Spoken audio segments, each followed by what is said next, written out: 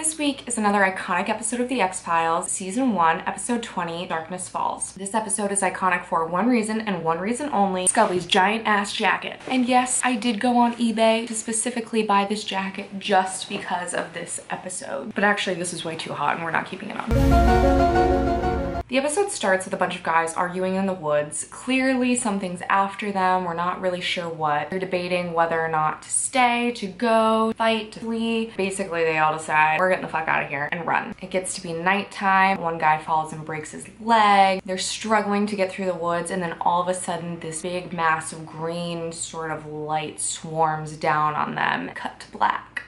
Then we're in the basement. Mulder's showing Scully slides of all of the loggers, explaining to her what the deal is with this case. And of course he can't help himself. He has to make a joke about her having a boyfriend. What am I looking for?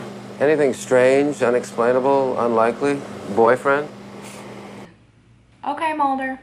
Okay. Seriously, these two are not subtle at all. This is stuff that is written literally into the script. It's not just like David and Gillian making eyes at each other. Ooh, chemistry. Written into the script. Also, Scully's such a baby. Her hair is like all flippy and weird, but so cute. Scully season 1 is just such a little bean. Side note, I watched this episode with my new roommate and he was like, oh, do people like want them to be together? Are they a couple? And I was like, that is the entire foundation of this entire show. Anyway, then Scully's teasing him about Bigfoot. Not one of those men was ever found or heard from again. And you suspect what?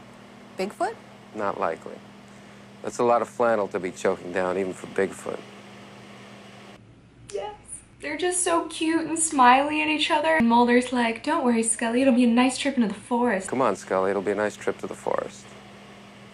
So they're taking on this case and they go into the woods. They meet up with this like park ranger-y kind of guy and an old logger man. He seems to be in charge of the loggers. We're gonna call him Old Logger Steve. So it's park ranger guy, Old Logger Steve, and Mulder and Scully. They're traveling up into the woods and their truck basically gets sabotaged by these spikes in the road, flat tire, they have to pull over. They basically decide to keep trekking on foot. They end up at this like cabin-y base camp where it seems like all the other loggers that disappeared used to be. It looks sort of like they've fled the scene. There's still like food on the table. Whatever happened here, these bitches left in a hurry. So they're scouting the place out and they decide to go hiking and they come across this giant cocoon in the woods. This whole scene is too much. They literally like harness Scully into this like makeshift pulley thing, shoot her up into the trees. She's wearing her big fucking coat. It's too much. So Gillian was pregnant when they were filming this scene and her like little baby weight face, like being strapped into the harness, she's like cutting open the like gross shit and she like sees a hand. Her face, she like freaks out. So iconic, so perfect. Oh, we love. Basically, to get the guy down, they cut open the cocoon thing and Scully realizes that most of the blood has been like drained from this guy's body. And then again, we have another dick joke. Pink. It's a male. Barely. What is with this show? So Old Logger Steve is back at the cabin. He's outside, but he hears all of this like rummaging around indoors. So he goes in with his gun. He's like prepared to like get this guy. And it turns out that the person inside is this environmentalist named Doug. Environmentalist Doug. Doug seems to have been around the block. He's the guy who put the spikes in the road that fucked up their truck. He also seems to know a lot about like whatever's going on in the woods. He's like, darkness is your enemy. Get those generators working, you dumb bitches. Like otherwise you're screwed. Because apparently in the nighttime, something is swarming down and eating men alive. Watch out. And they like don't really believe him, but like a little believe him. There's all this tension in the cabin between like environmentalist Doug and Old Logger Steve. You know, they're on opposite sides of this battle. Environmentalist Doug is trying to save the trees and Old Logger Steve is trying to cut down the trees. Park ranger guy just wants to like keep everybody in check. Mulder and Scully are just trying to figure out what the fuck is going on. So the next day they're hiking and they find this 500-year-old tree that's been cut down. Now this tree's not supposed to have been cut down, which is why environmentalist Doug is like losing his shit. But they're checking out the tree and in one of the rings of the tree is like this gooey green ring. So they take a sample and they go back to the cabin and they realize that there's all these like little tiny bugs in the green ring. Apparently, none of the loggers died or disappeared before this tree was cut down. This 500-year-old tree with the green ring is probably something to do with the bugs and the swarm and the death and the dying and like whoo. No, shouldn't have cut down the tree. Old logger Steve has had enough of everyone's shit. He like goes out to his truck and he's like gonna hotwire the damn thing, get the hell out of Dodge. Then all of a sudden, like his car is experiencing mechanical issues and he goes outside to try and fix it when the shit just swarms. He is going down. He's not making it out of this. And that shit just eats him up. It's like, ew. So back in the cabin, they're running the generator to keep the electricity on. They're basically trying to figure out like what the deal is with the bugs. Mulder suggests that maybe like a volcanic eruption put all this radiation out into the world a couple hundred years ago. Maybe the bugs mutated or maybe, I don't know. Somehow that's all connected. Science, I don't know. Then the next day, environmentalist Doug grabs the gasoline for their generator, is ready to make off with it when Mulder puts a gun on him and they have like this whole confrontation. Doug says that he's gonna go out and like try to save his other buddies and then they'll come and pick Mulder and Scully up and they can all like get out of there alive like the following day. Mulder's like, okay, and he lets him go.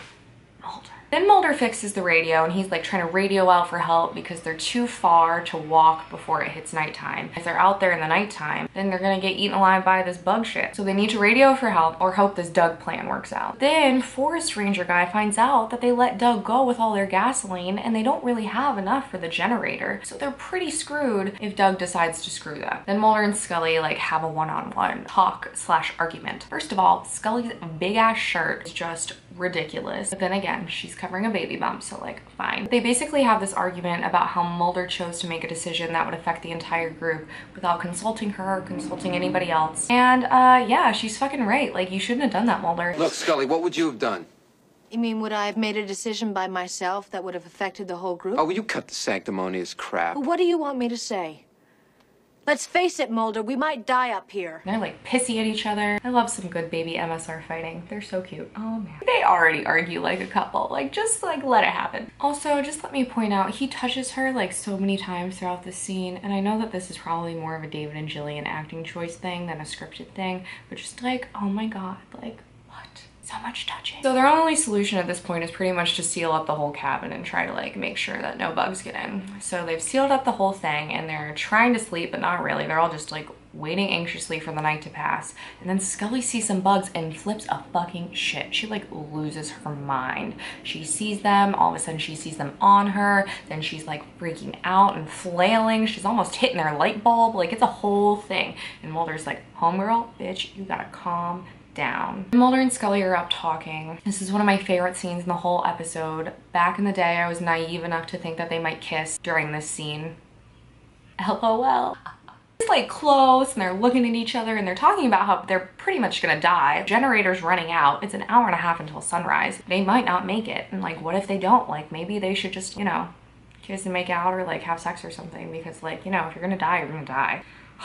Another fanfic moment lost on the X-Files. Basically, the generator dies right as sunrise happens and all is right with the world. Yay, amen, we lived. Now let's figure this shit out. So they decide to go back to the Ranger's truck and get a spare tire and try to doctor up the truck at base camp. While they're out and about doing that, they run into old logger Steve, who's dead as a doornail, and it's just like a bad scene. But then, boom, environmentalist Doug is here for the rescue. Like, Mulder was right to trust him. He's come back for them, picked them up. He's like, get in, bitches. We're getting the fuck out of here. Well, man was brought down by his own bullshit. So environmentalist Doug has put all of these spikes and monkey wrenches into the roads to try and fuck up the loggers that are driving up there. He ends up driving over them as they're trying to escape, and he fucks up his own escape. Duh! So Doug gets out to check out the situation, but then he gets immediately swarmed because that's what happens when we leave at night. Doug, come on. And he runs off. Doug's dead. He's for sure gone. And Mulder and Scully and the park ranger dude get swarmed and it's just like bad. Like they're going down. The first time I saw this, I was like, oh my God, how are they like, are they dead? Like you can't just kill them. Like there's a whole show to go. Like what's happening?